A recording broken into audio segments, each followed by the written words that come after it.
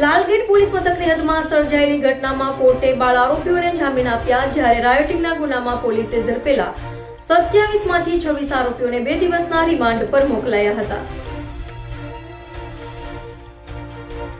સુરતના લાલગેટ પોલીસ મથકની હદમાં રવિવારે વરિયાળી બજાર ખાતે ગણેશ પંડાલ પાસે બાળકો દ્વારા કરાયેલા પથ્થરમારા બાદ સૈયદપુરા પોલીસ ચોકી ખાતેથી શરૂ થયેલી ઘટનામાં પોલીસે 27 આરોપીઓને ઝડપી પાડ્યા હતા અને કોર્ટમાં રજૂ કરતા કોર્ટે 27 માંથી 26 આરોપીઓના 2 દિવસના રિમાન્ડ આપ્યા હતા, જ્યારે એક હેન્ડીકેપ આરોપીના રિમાન્ડ આપ્યા ન હતા તો ઘટનામાં સામેલ 6 નાના બાળકોને કોર્ટે જામીન આપી દીધા હતા।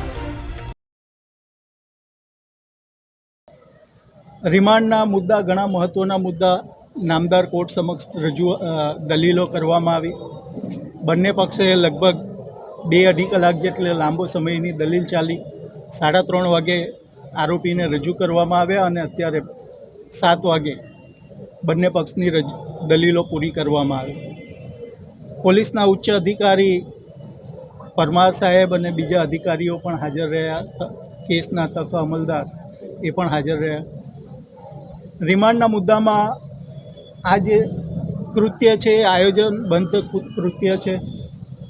આટલા સમયમાં આટલા બધા પથ્થરો ભેગા કરવા, લાકડી વગેરે ભેગી કરવી અને પોલીસ સ્ટેશન પર હુમલો કરતાં પહેલાં મારો મારો મારી નાખો, માથામાં મારો, આ પ્રકારના શબ્દ પ્રયોગ કરવો એ પોતે જ બતાવે છે કે આરોપીઓનો મારી નાખવાનો ઈરાદો હતો।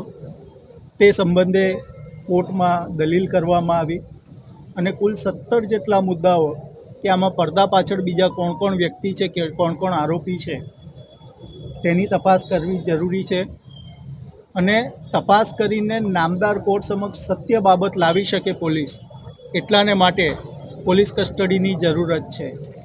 અમે કોઈની પર્સનલ લિબર્ટી છીનવવા નથી માગતા, પરંતુ કોર્ટ સમક્ષ જ્યારે ટ્રાયલ ચાલે તો કોર્ટને સત્યની નજીક લઈ જવાને માટે અમારે 17 જેટલા મુદ્દા છે, મુદ્દાની તપાસ કરવી પડે અને એના વગર તપાસ અહીંયા અટકી પડે તેમ છે, તે પ્રકારની દલીલ નામદાર કોર્ટ સમક્ષ રજૂ કરવામાં આવી। બંને પક્ષની રજૂઆત બાદ નામદાર કોર્ટે ચુકાદો અનામત રાખ્યો છે। થોડા વખત પછી ચુકાદો જાહેર થશે। પરમાર સાહેબ, એક વાત ડિફેન્સ લોયરે એવી બી કરી છે કે આરોપીઓ જ્યારે 26 આરોપીઓની ધરપકડ સ્પોટ પર કરવામાં આવી તો પછી હથિયાર કબજે કરવાની વાત ક્યાં છે એમ? કુલ એમાં 200થી વધારે ટોળું, જે ટોળાની સંખ્યા તમે ફરિયાદમાં જુઓ, ટોળાની સંખ્યા વધારે છે। એ પૈકીના કેટલાક માણસો પકડાયા, તો બાકીના માણસો અને હથિયાર બાબતે તે બાબતનો ખુલાસો પણ નામદાર કોર્ટ સમક્ષ કરવામાં આવ્યો। પરમાર સાહેબ, અત્યાર સુધીમાં અત્યાર સુધીમાં જે લોકોની ધરપકડ કરવામાં આવી એની પાસેથી કેટલા પથ્થરો અને કેટલી લાકડીઓ કબજે કરવામાં એ પુરાવાનો વિષય છે।